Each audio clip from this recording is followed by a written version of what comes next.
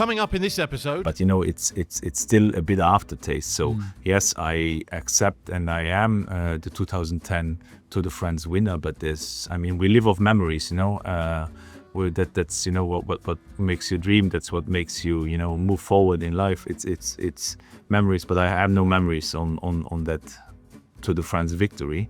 And Andy was I always said to you before, Andy was very much for me the closest thing I've seen to Pogačar. Obviously he had a short career and injuries and stuff, but we had Lance Armstrong back in the peloton on third place, second last stage in the Tour de France. And frankly, when he told me several times, today you're not going to drop me, and I could have been the boy sitting back and believing in him, but I said no, I give the try, Lance. We will see if I can drop you or not.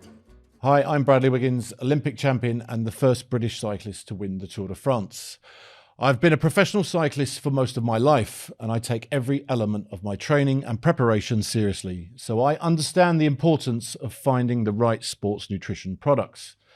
For me, I only want the very best products, backed by science and trusted by the world's best athletes, which is why I've joined the team at Applied Nutrition. Whether it's their electrolyte tablets, isotonic energy gels, or recovery protein, Applied Nutrition products are designed to support cyclists across every stage of the ride. Every batch of their endurance range is tested for banned substances, making it a trusted choice for cyclists at all levels. Now, here's the good bit. I've got a special offer for Cafe Aficionado listeners. Use the code SIRBRAD30, that's SIRBRAD30 on your next order and you'll receive 30% off. So shop now on appliednutrition.uk and use the code SIRBRAD30, that's SIRBRAD30 for 30% off your next order. Fuel your moment with Applied Nutrition. Hello and welcome to another episode of Sir Bradley Wiggins Cafe Aficionado. This episode is sponsored by CAMS, the UK's leading accident management company, helping thousands of cyclists get back on the road. Today's episode is with a man who I describe as the most naturally gifted bike rider I have ever raced with. It is, of course, Andy Schleck, Tour winner in 2010, Liège-Bastogne-Liège winner, and I'm glad that Andy is on the show today.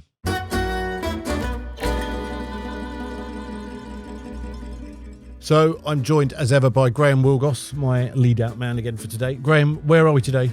The Col du Galibier, a fearsome climb in the French Alps. Alpe d'Huez just down the road, the Glandon very, very nearby. Absolutely horrific climb, 2,642 metres of altitude, first used in 1911. That was the first time the Tour went over 2,500 metres. It is, of course, where the Henri de Grange statue is, and that's where a wreath is laid to him in his honour, in his memory, the founder of the Tour de France, each and every time the peloton goes up it. So looking forward to getting into that.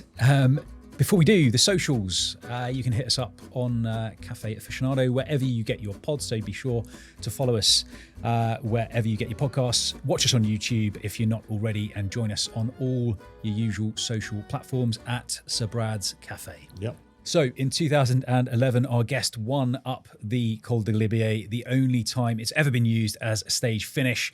He finished ahead of his brother, so let's get into it with Andy Schleck. So Graham, today on Cafe Aficionado, I'm often asked when I do my talks around the country, who was the most talented rider I ever saw or witnessed. And I always say Andy Schleck was the most talented, naturally gifted bike rider I ever saw, other than Frank van den Broek. So it gives me great pleasure to welcome Andy Schleck to the show. Andy, welcome to Cafe Aficionado. Thank you for having me. Yeah. We're very, very pleased to have you here. 2010 Tour de France winner, Andy Schleck, no less. Andy, we're basing, as we always do, our episode around a particular climb or part of the Tour de France.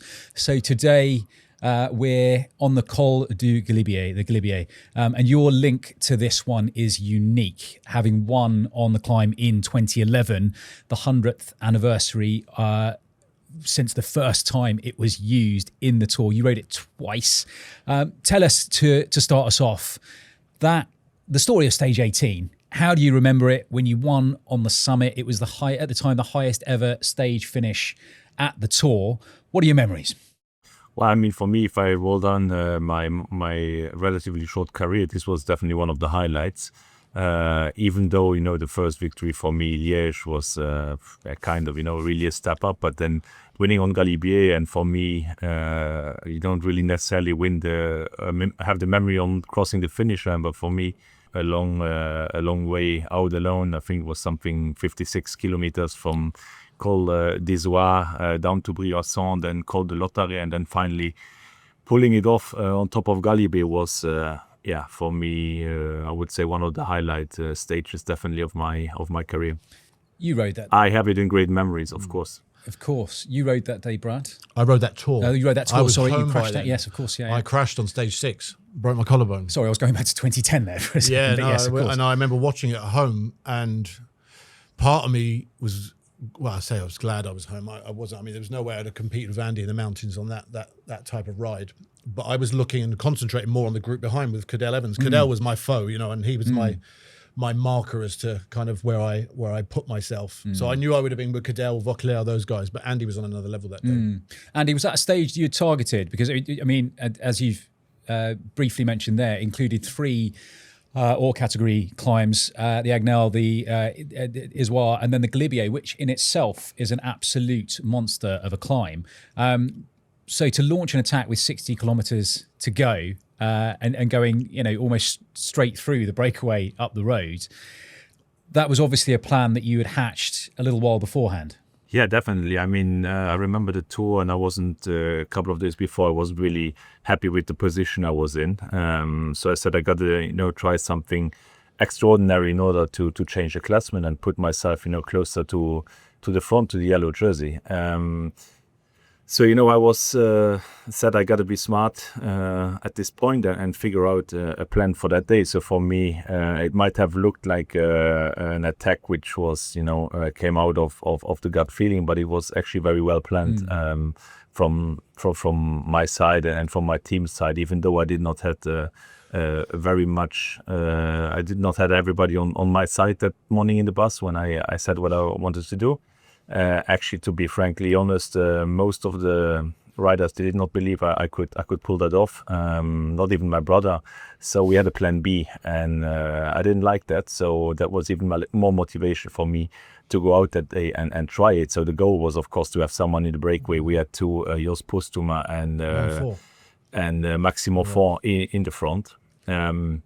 So my goal was, to come get a minute in Isoire, do a good downhill, and then basically the win of that stage was not the Galibier, it was the Col de Lotaret.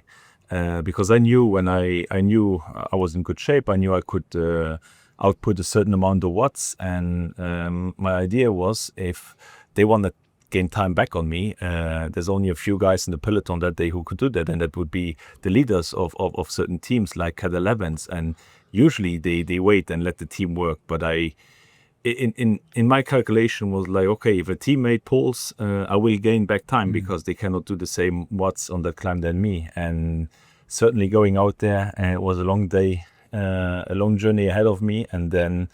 But my first finish was the top of Lotaret, and by the time I was there, I think I almost had 5 minutes to the other GC guys behind. So lucky for him, unlucky for me. Cadel, he took responsibility and took it in his hand and started pulling by himself quite early in the day, because having me out with 5 minutes was a real threat for his tour win that year. And if he would have waited, 2-3 kilometers longer, I do believe I would have, kept yellow until Paris that day. But then, you go up Galibier, the last few kilometers, I was really in a hurt back and just wanted to get to the finish line. But then winning the stage and, having everybody, congratulating me and actually, not for the win, but for the way I did it that day was more of a reward than, frankly, just winning the stage and standing on the podium. It was the way everything have worked out that day for me. You mentioned the Lotaret there, the Col de Lotaret. That's, of course, the other side of the Galibier, just to place ourselves. A few bits and pieces to unpack from you there, Andy.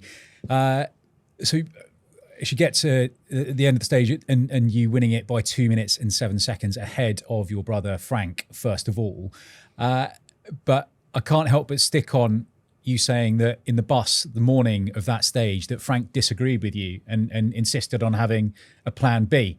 Did that give you a little bit more motivation on the day? And sub-question, did you often disagree as two brothers on the same team? I mean, we are brothers, but there are still 5 years, between Frank and myself, but actually we function completely different. So Frank was more like the rider. He calculated everything, to the end, and I was more the rider. I tried to take my chances, which often I failed with it, but when I won, when it succeeded, I also went through with it. So Frank was more on the safe side, and we did had some pressure that year in the team because it was a new team, and everybody expected victories and wins and glory. So I do believe with me pointing out my plan, my idea. I had Stuart O'Grady who fully supported me, but he was more or less the only one. So the team meeting was like I took a lot of pressure of the team that day, and I think it put a little bit. With my courage or my idea, I put most of the riders, in a comfortable position, because if I, frankly, fucked up, there was still Frank who then actually finished second that day. So I do believe it was, I put them in a comfortable position, and then, my brother finished second, but that was, not that important that day. I was happy that he finished second, but for my achievement that day, overwhelmed the second and the third place, certainly. You must have had huge belief, though, in your ability to do it. Because Brad, you'll know this. There are days when you really, there's nothing that can dissuade you from your belief that you are absolutely going to cross the line first. I mean, I in a mountain stage, I could never have that mindset. Mine was more survival and limiting my losses. Which is why I admired Andy so much, because that ride was the norm for watching Pogačar do it now. And Andy was I always said to you before, Andy was very much for me the closest thing I've seen to Pogačar. Obviously he had a short career and injuries and stuff, but in terms of talent and capable of doing those kind of rides. And he was one of the, well, maybe he was the rider who you, in terms of GC, you really feared when you were at your peak. You were looking at what Andy was doing and what sort of shape he was in. Yeah, I mean, the only reason Cadell won the Tour was because of Andy's time trialing ability, really, in 2011. And we hoped as a team in 2012 that Andy didn't get his act together because he was the one man we couldn't contend with in the mountains. I certainly couldn't. Andy, from your side of things, first of all, just to come back in on the belief you had that you were going to take the win on the Galibier that day. Start us off with that one, because presumably no other outcome was possible for you that day. I never really thought of another outcome. So, when they presented the tour that day, or that year, I was in Paris on conference, and I said, this is the stage I want to win. So everything starts with an idea. And then, that closer we came to that stage, I was fooling myself a little bit. I said, there's no one else who should win that stage than me. And, while, going into that state of mind, I certainly, believed that there was no one else who would win that stage other than me. And, in the end it worked out. But again, it was a perfect day. It was a perfect scenario. But if I wouldn't have, that self-confidence that day, that state of mind, I would not go all in on Lisboa. I would not have pulled a minute and something out on the first part, knowing there's 50 or 40 kilometers headwind lying ahead of us. And I think, it's a combination of everything. And sometimes on the bike as an athlete or in life, you have days everything falls in place. But then again, I had other stages where it didn't work out like that. This is just for me the perfect day. But certainly, the state of mind and believing, and even putting this self-pressure on yourself, by telling the team, this is the way I want to have it. This is the way it should go today. It doesn't really make it easier than, waiting in the bunch or in the peloton for the last 5 kilometers and, make the lucky shot and then maybe win the stage. This was certainly another way, which, the team, I said it, the team did not believe in me, but that gave me, more motivation and more pressure in order to go out and try to do it that way. I do think that year I could have maybe won the stage, staying in the wheel of Cadel and then staying with these guys and then going on Galibier, because it's a climb which suits me well. In high in altitude, I was, very lightweight at the time. So always, above 1800 meters, I had an advantage. I felt I had an advantage to my rivalry. So, there were other options to win that day, but I had the idea to do it from far away, and then also, take the last few hundred meters to. I did not really enjoy the crowd. I was happy when I, saw the line the last 50 meters, but that was the way it worked. It was also the first time two siblings have finished 1 and 2 on a stage of the Tour, since, of course, matched by the Yates twins, Adam and Simon. So it cut your gap on the GC to just 15 seconds, Andy. Before we move on to the bigger picture for that race, do you ever hatch a plan with your teammates, or hatch a plan that maybe your teammates disagreed with? No. No. No. Just always straight down the line. No, I mean, it was just I was very much always reliant on the people around me to make those decisions. As we said earlier, I didn't have the ability of Andy in the mountains to do something like that. Yeah. Andy, from your point of view, and I realise that in the 2010 Tour, Brad, as we mentioned earlier, had already crashed and gone home. Brad said that he was always watching what you were doing, and kind of you were a great measure in terms of where you were as a GC rider. Were you doing the same thing and looking at Brad? Was he one of the top riders that you were thinking, okay, this is a benchmark for me?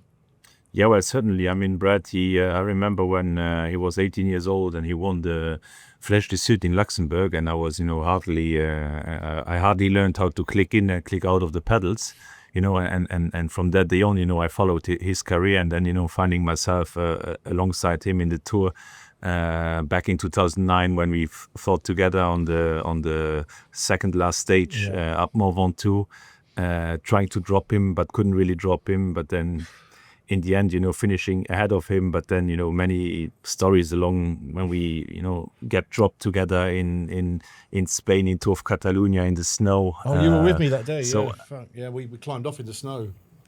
It was snowing in Tour of Catalonia in 2012. Yeah. I forgot about that. Yeah. But just both together, like a two-man protest kind of thing. It was so cold. It was not enough. We just didn't have the clothing for the weather. Yeah. Andy mentioned. Well, the story was a bit different, Brad. Was it? Yeah, the story was like that. We said, okay, let's be the smart one because there's still places in the car. Was it that? Yeah. Because they're gonna cancel the race anyhow. So we got off the bike, and 5 minutes later they canceled the race and let all the other riders start again next year because they waited until the official cancellation. And you and me, we stopped the race. We abandoned the race and we were not allowed to start it the next day. Right. But at least we had a warm seat in the car. Yeah, I remember that now. 2009 got a mention there as well, and Ventoux. Probably one of the most famous stages that you've ridden together, albeit as rivals.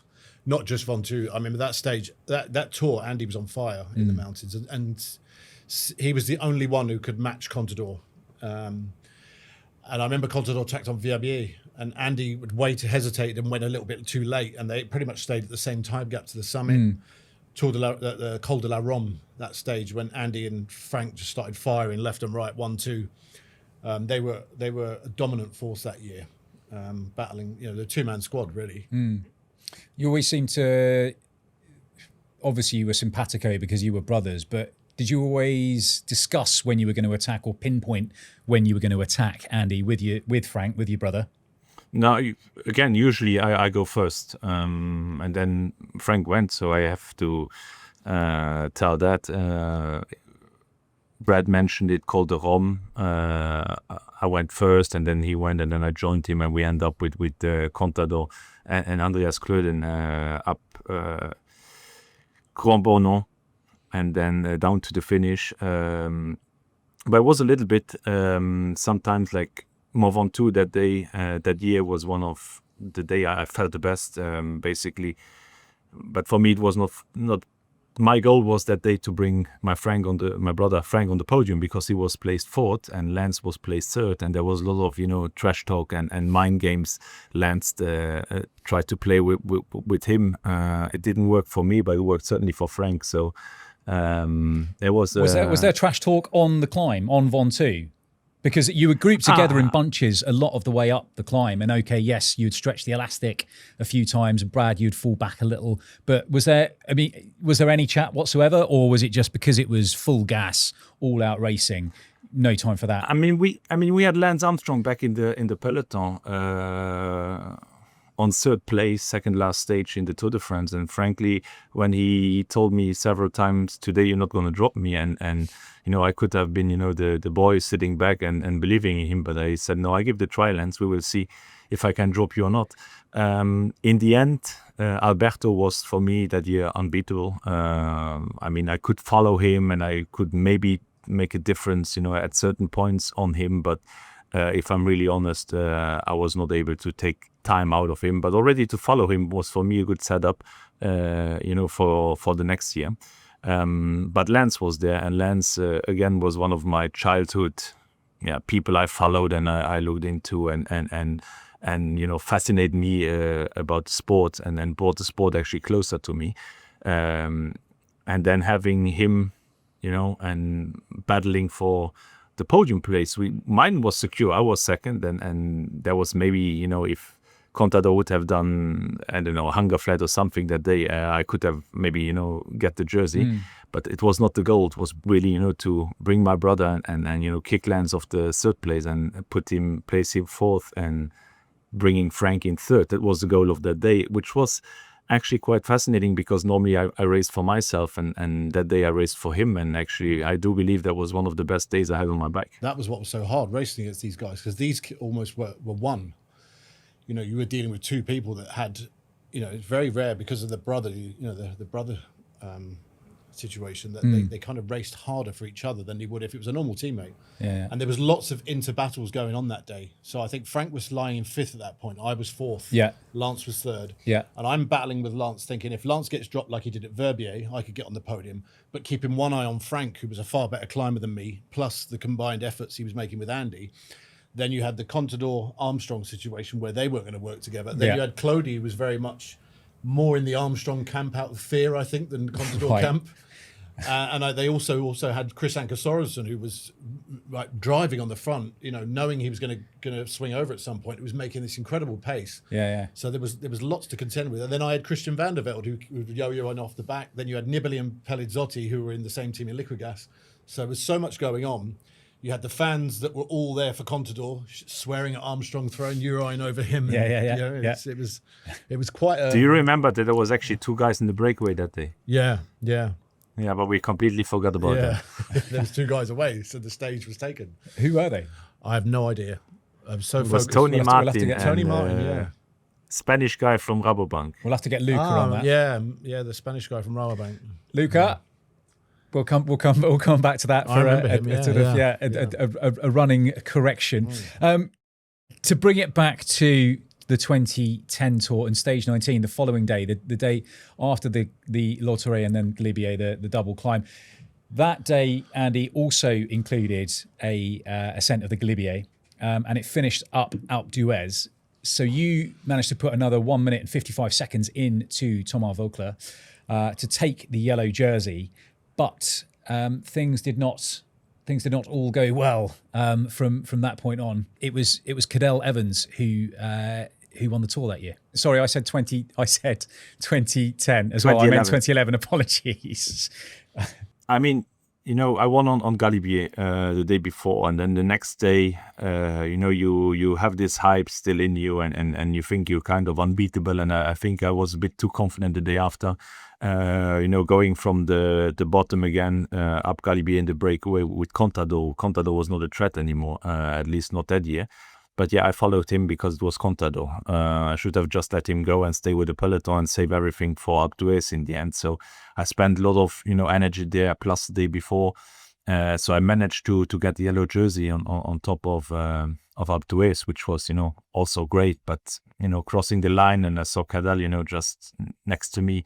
I knew it's going to be a difficult task the day after because frankly saying, I was pretty fucked the day before, the long ride alone. Then that stage, I knew that I'm going to have a hard day the next day. But actually, most of the I mean, on paper it looks like I lost the Tour in the time trial, but I don't think I lost the Tour in the time trial. I lost the Tour far earlier. I lost 1 minute 40 to Cadel in Gap in a rainy descent, and it's accumulation of all the stages. I should have been better prepared or mentally better, or I usually could downhill pretty well, but that year I had some mental issues, I believe. It was the year also we lost Wouter Weiland in the spring due to a crash in the Giro d'Italia. So everything took me somehow hard, and I don't know, we had this stage took up, and Cadel was a very good descender, especially in the rain. He took all the risk, and I was more on the conscious, not on the conscious side, but on the safe side. And I said, I'm going to make it up later. But in a Tour, you don't make time back later. What is lost is lost. And, all combined together, even the stage of Galibier, I won it, and it looks brilliant on paper. But I did also a mistake that we start pulling too early, because I catched Jos Puigdemont back 1.5 kilometer in front of the top of Isoire. So if I have him more for the descent and for the first part of Col du Galibier, and that would make another 30-40 seconds. So it looks nice to win, but behind the scenes there's a lot of things which went wrong that year, 2011. And I mean, the time I lost to Cadel, I could have maybe lost 20-30 seconds less if I have a really good day and he doesn't have his best day. But is that really what defined the win or is that not really what defines my loss of that Tour? I think it's an accumulation of all the things which went wrong that year, 2011. And then, because if I lose 20-30 seconds to Cadel on a time trial like that, that's okay, but not 1.5 minutes.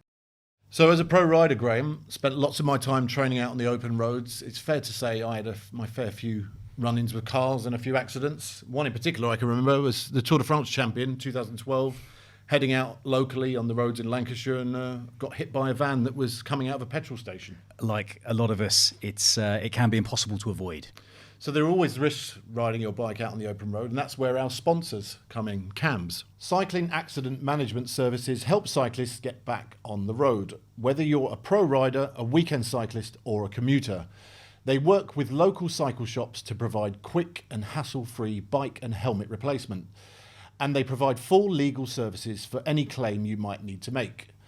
And if you've been injured, CAMS will help with all the rehab, including physiotherapy and psychological support to get you back on the bike. But what I love most about CAMS is that they are for cyclists by cyclists. They support the cycling community through partnerships with cycling events, pro athletes and men's and women's junior cycling teams. To find out more information about CAMS and other road traffic accident claims, visit the CAMS website or click the link in the show notes.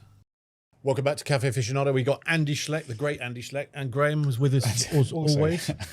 Graham? Yes, so we're on the Galibier as discussed with Andy. So let's start at the beginning, as is tradition. The first time the Galibier was used at the Tour was 1911, when only 3 riders in the peloton managed not to walk any of it. Everyone else had to trudge up it at some point or another. Brad, it's a mad beginning, really, to put something like this in a bike race at all. I know, but that is the beauty of the Tour de France. That is why we're sat here podcasting about it. It's the people that have gone before on the roads that are still being used in different states, different conditions, and it's what's so beautiful about the Tour de France. And me and Andy sitting here as winners of that race. When there's stories of 1911 and how they first went up the Galibier, it's phenomenal. It really is. There's no other sport like it. Andy, apart from the story that we mentioned earlier of you and Brad climbing off together, have you ever been sorely tempted to climb off at the Tour?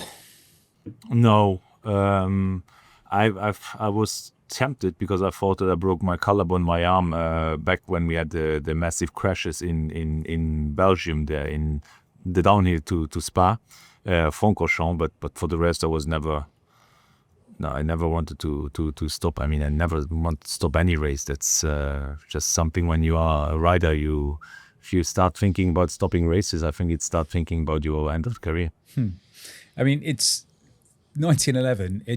It's amazing that anyone thought it was possible to ride a bike up a climb like the Galibier at all, given that it would have been gravel roads too. You weren't even looking, you're not even talking about tarmac roads going over that sort of altitude. But there we are. So one for the history books. That 1952 Fausto Coppi, after attacks from the French team on the Galibier, Coppi launched a counter and went on to win solo up Alpe d'Huez.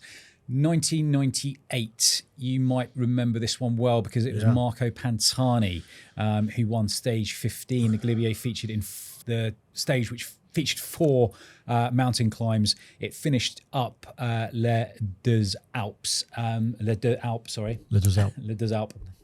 Finished up Les Deux Alpes. The weather turned during the day, and Pantani, third on GC, spotted a chance to attack Jan Ullrich when his teammate dropped on the Galibier. So he attacked with 6 kilometres to go on the Galibier, distanced the favourites, no rain jacket on the descent. Ullrich suffered in the wet and got a puncture at the bottom of the Alp. So Pantani's famous attack helped him put 8 minutes 57 seconds on Ullrich, and Pantani won the Tour by 3 minutes 21 seconds. It was the sort of swashbuckling attack that only Pantani could make. The weather was horrendous at the top of the climb. Bobby Julich told me a story about that him and Pantani were the only ones who stopped at the top to put a rain jacket on, and no one else did. And that was the point of difference, because most of the guys froze coming down that descent. Guys were running off the road and everything, and it was who could stay the warmest. And that was the day Ullrich cracked, it got too cold, and the Tour was done. Yeah. Moving on to 2022, more recent one, the Jumbo-Visma versus Tadej Pogačar stage, one of cycling's all-time great spectacles, really, up the Galibier. The second climb of 3 that day, the Telegraph and the Granon.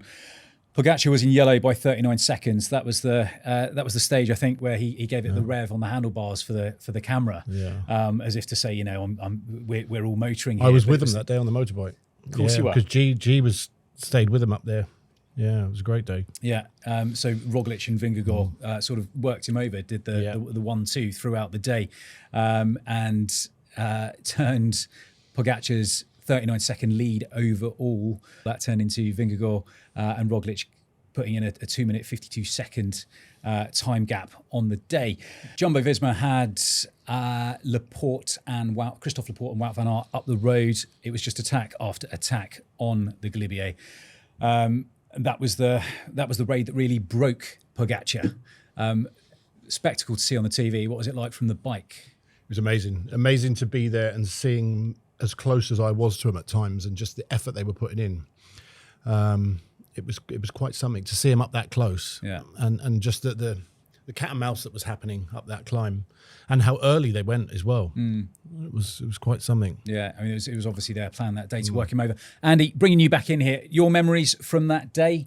Were you on comms duty, or were you presumably you were at the Tour? Yeah, I was at the Tour. I remember it very well. It was a tactical master plan from Jumbo that day. But at the same time, these are the moments we want to see. We want to see. I love Pogačar. I think he's the greatest ever. I love his personality. But I was happy to see him crack that day because it brings. This is what we are waiting for. To see. That year he's unbeatable, and then certainly at some point, boom, he's 5 meters, 10 meters, 15 meters behind, and suddenly you see the motivation in Vingegaard, and then making difference on that climb. But it was for me one of these few stages where you have a master plan, it just works out, and tactical from the team. Stage 4 last year on the Galibier. The first stage in France, with the Grand Depart being in Italy, we saw Pogačar launch his own attack on Vingegaard a couple of Ks from the top of the Galibier. In fact, it might have been even less, at 500 metres from the top of the Galibier. The race didn't finish at the top of the mountain, but that was the first point where really we saw Pogačar start to flex his legs, and I say that quite literally, because the way he attacks, he's standing up on the bike. You see him almost bolt upright, and it's a complete contrast to Jonas Vingegaard, who is tucked in when he's climbing, and almost in his slipstream. And Vingegaard is going at an absolute rate up these climbs, but Pogačar's sort of standing, sprinting attack is something else. I think it was for Pogačar. I mean, he waited really long. I think it was even like in the last bend after there's 400 meters to the top, and he launched a sprint, and we all know Jonas does not really can match these attacks and these sprints.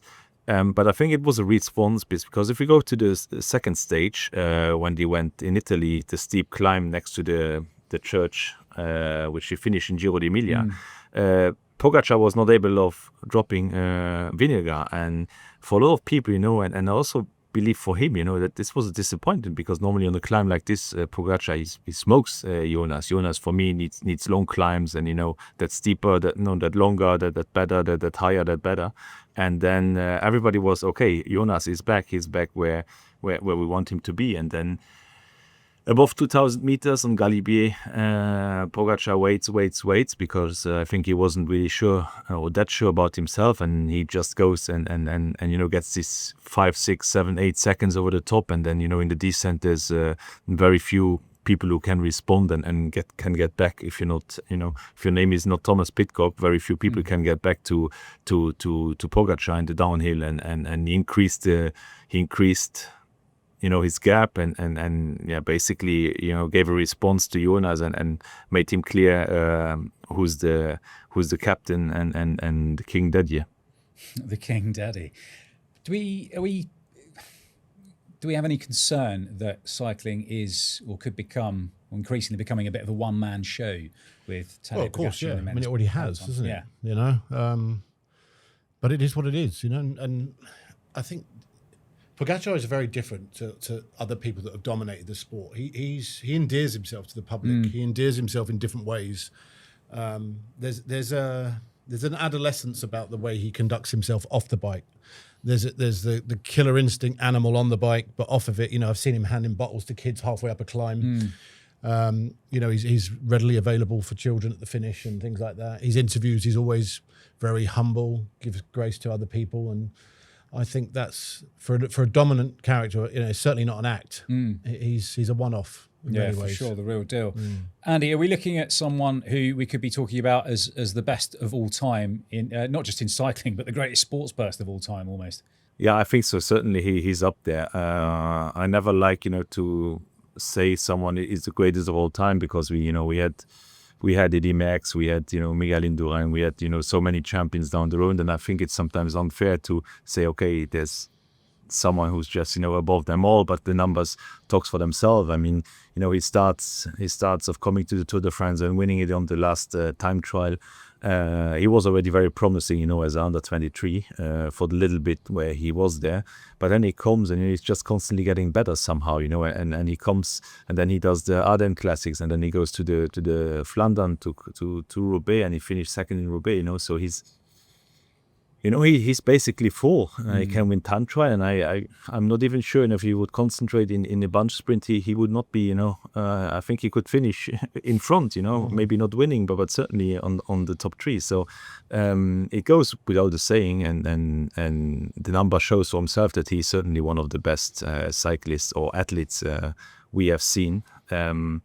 But it can change so quick in cycling. If we go back to Egan Bernal when he won the Tour, all the media was, he's going to win the next 5-6 years, and there's no one, with his capability. And then, one day to another, everything turns. So, we're talking cycling here. We're not talking, no other sport is like this, and it can unfortunately, one mistake can lead to another. One injury, one fuck up can lead to another, basically, and we have to always be careful to predict the future in this sport. But as it looks now, the wave he's riding on is not really folding down or breaking, and he's on this wave, and you got to figure out a way, how to battle him, basically. Graham, should we do the ultimate cyclist?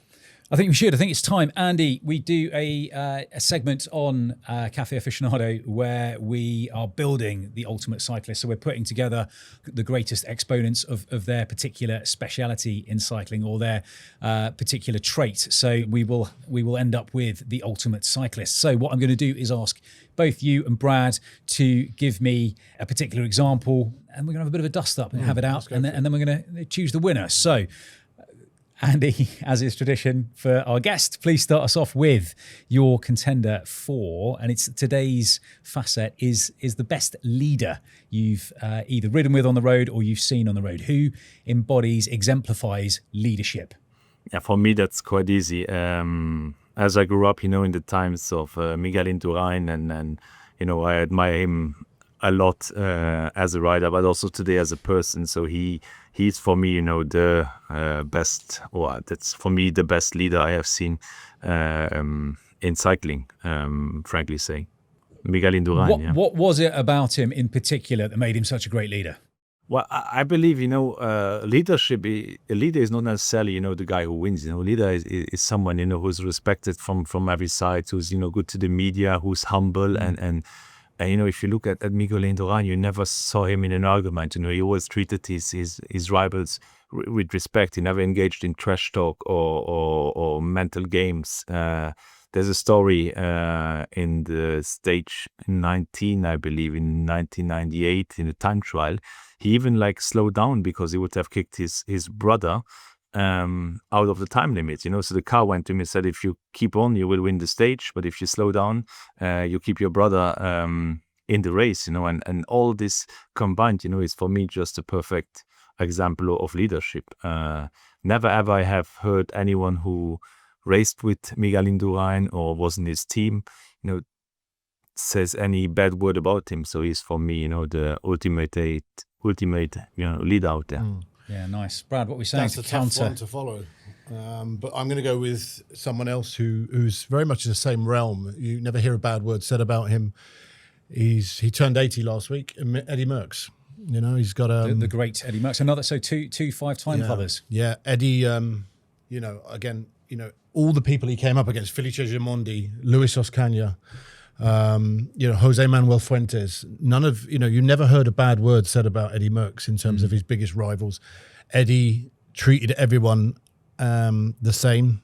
Even his teammates, he was a very loyal teammate, would always make sure that his teammates, the likes of Joseph Breuer, de Schoenacker, and all these guys were well looked after financially and paid at the expense of his own, purse that he was taking home that day. But Eddie Merckx, for me, he's an absolute gentleman now as well when you meet him. And I would go with Eddie Merckx. Two tough calls there, Graham, for you to decide. Absolutely. As great as Big Mig is and was, I don't think we've had Eddie Merckx in there yet, and we can't have an ultimate cyclist. So Andy, I'm really sorry, but we can't have an ultimate cyclist without including some parts, if not a lot of parts, of Eddie Merckx. So Brad, you win this one. And whether or not you agree with Brad, whether you agree with me, whether you agree with Andy, if you're listening at home, let us know. Check out our Ultimate Cyclist. See how he's looking on our Instagram page at Sir Brad's Cafe, and tell us if we were right to choose Eddie Merckx for leadership. So coming towards the end of this episode, Graham, Andy, I want to ask you about the 2010 tour. I mean, I was at that tour. Was that your strongest tour in terms of your? Because you seem to make it look easy that year, and I know there's a lot of controversy around it. And but talk to us about that tour. Yeah, 2010. I think that was definitely my best year. 2011. I mean, I was second and on the podium. Being on the podium, is always great. But if I would, quote my performance in 2010, there was, not. Even if I think back of it, I love thinking back of that tour because there was no, of course I was suffering, but then was everything with passion and fun, and I was just, on riding and I had no doubts that, I could drop others in climb. I have no doubts that, I would finish on the podium, and that was, for me, my best tour, definitely, yeah. without a doubt. So we should give it the context as well, Andy, of you not winning it that summer, but being awarded it some time after Alberto Contador, the original winner. It was taken away from him because he was using performance-enhancing drugs. So, Andy, one of the big stories from that year, of course, was Chaingate. And your chain slipping at a crucial point. Give us a little bit of context here and talk us through this one. Yes, so basically I had some mechanical issues that day early in the stage, and we switched bike back, and was one of the first days, I had a yellow bike which matched my jersey. So I thought it would bring me luck. So you were in yellow I changed and back again. You attacked on which climb? I attacked on the Porte Balès climb.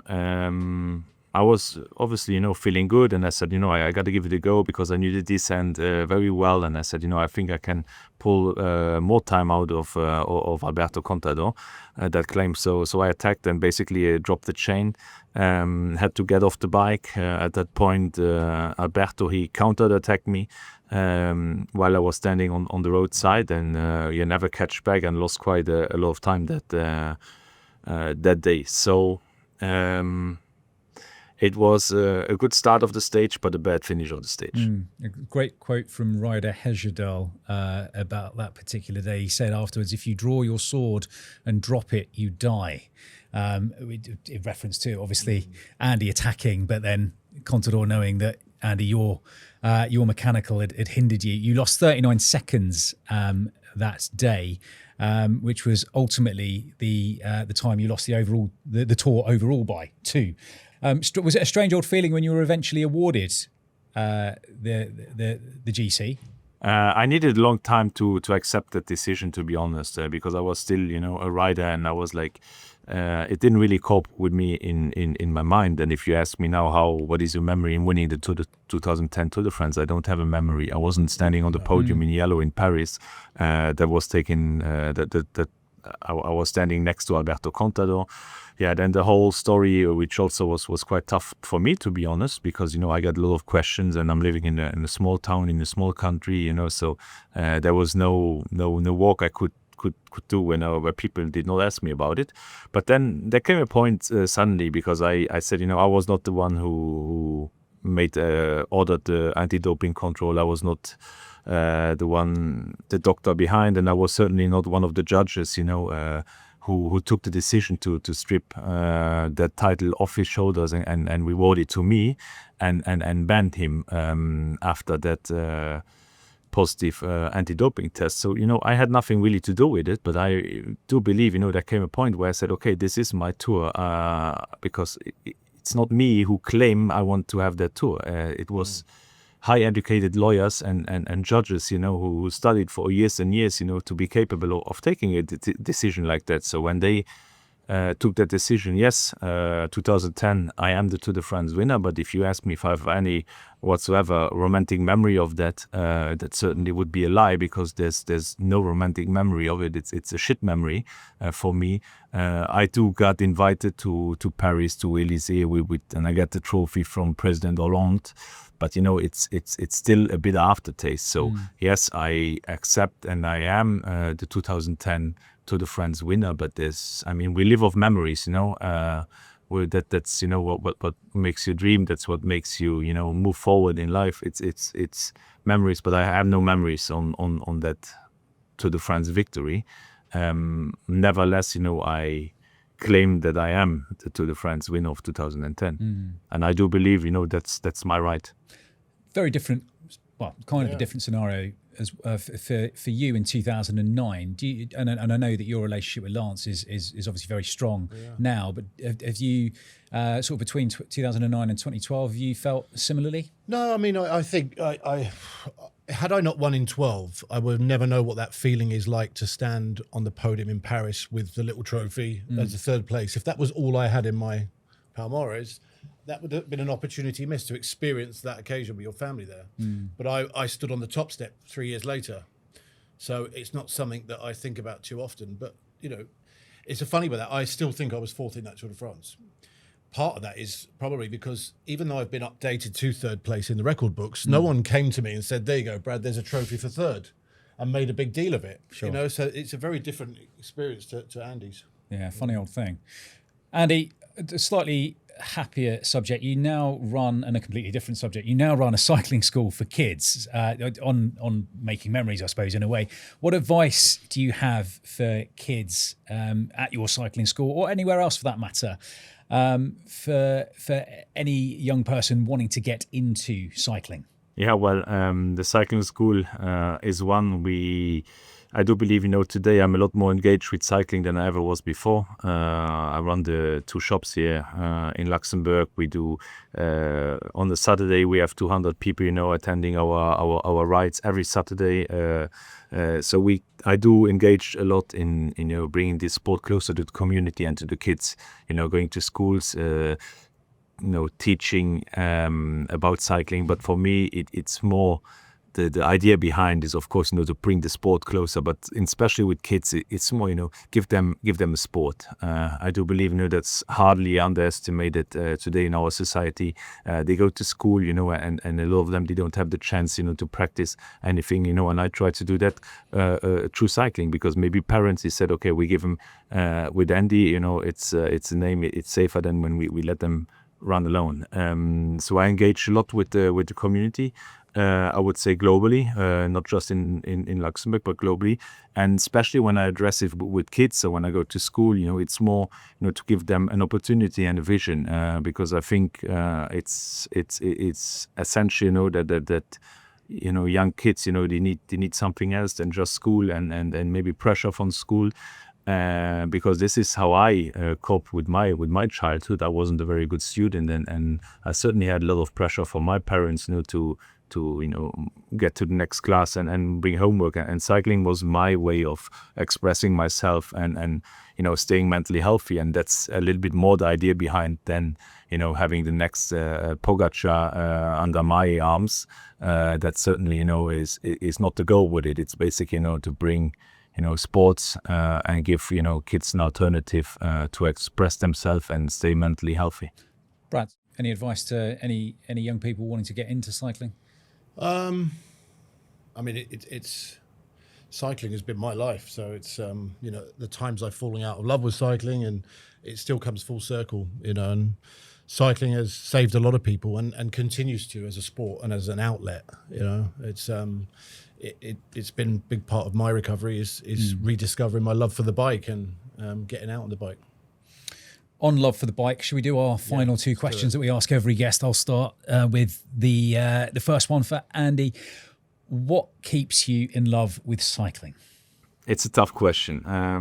I do believe everything I have today, and I don't refer on financials or whatsoever, but everything I have, I do believe, my whole lifestyle, my love for my family, my love for life basically comes through cycling. It was a school for me, which I needed when I was young, and everything what I learned in the sport I apply today. If we talk again about leadership, if we talk about commitment, respect towards others, or teamwork, and I think it's all of this what the sport have taught me. This school I went through is what makes me today more in love with cycling than when I was riding myself up the Galibier or whatsoever. There it was a passion and a sport, but today it's truly a big love for me. And then Brad's here with you've got your pad and pen ready to take Andy's order. Yeah, what's your order at the cafe, Andy? What would you go for? Well, what day we're cycling? What time of the day we're cycling? The morning or in the afternoon, evening? Oh, that's a good question, that. Morning. Out by 9:30. Morning, right. 9:30. Yeah, so probably I will go with the usual, the cappuccino. This is was been my daily first stop, when I was training. It was not too far from where I'm actually here. After 3 hours, me and my brother, we stopped and we had a cappuccino and a bread with some ham on it, and then we kept on riding. Bread and ham, is that your usual go-to, or do you have a slightly more exciting cake of choice? And if you do, Andy, do you have a particular cafe that you like to go to? Today or when I was riding? Either. Today. Either. Let's bring it up to date. Well, today I got really into gravel biking out of different reasons. You don't look at the speed, it's more social, I believe. And it happens to be that I'm involved with a brewery not too far from where we usually start, and that's always our stop. When we do an after work ride, we stop there, have a beer, and then we go home. So that's today my favorite. We sit on the terrace, we let the day review after 1.5 hours of riding, and then just a short way back to the meeting point, and then everybody goes home. So I would take that one as my favorite cycling cafe today. This has opened up a doorway. It could be a doorway to a lot of cool things. What's the name of the brewery, Andy? And do you have a beer named after you, or have you named a beer even if it's not named after you? So the brewery is called Cantin. It's a place in an old industrial part of Luxembourg, in the south, in the old mines of ArcelorMittal, where they were founded. And the beer is called Twisted Cat. So my associate, the Irish, they came up with that name. And we are doing that for 4 years now, quite successfully, and we are growing. So I'm doing everything to bring it. It's craft beer, so 100% natural, and we try, with our production to keep the footprint low. So we that's a bit our vision, our goal, and doing something locally here. We don't do so much locally in the little country I live in, but we have our own beer and try to get it famous. Yeah, great. We should thank Andy for coming to Cafe Aficionado. And before we do, though, we should ask our listeners for their favourite cycling cafe and their order when they are there. Andy, thank you for mate. You're a star. Joining us at Cafe Aficionado. We'd love to join you at Canteen for a beer or a coffee in the near future. We should do our socials just before we go. Hit follow wherever you get your podcasts. Watch us on YouTube at Sir Brad's Cafe, and join us on all the usual social media platforms at Sir Brad's Cafe. Brad, should we thank Andy? Yeah, one thank last you, time? Andy. You're a star. Thanks for joining us. Thank you, guys. It was honestly an honor for me to be part of this. I follow you for a while already, so Thank you, keep man. up the good You're a work. star. And I do love the insights you bring, which is hard to find anywhere else. So I'm happy to be a part of it. Best feedback we've had from a guest. It is. Come for the coffee, stay for the insight at Cafe Aficionado. Cheers. Cheers. Cheers, Andy. Thank you. Well, what a great episode that was, Graham. Thank you to Andy Schleck for that one. Tune in again for another episode of Cafe Aficionado next week.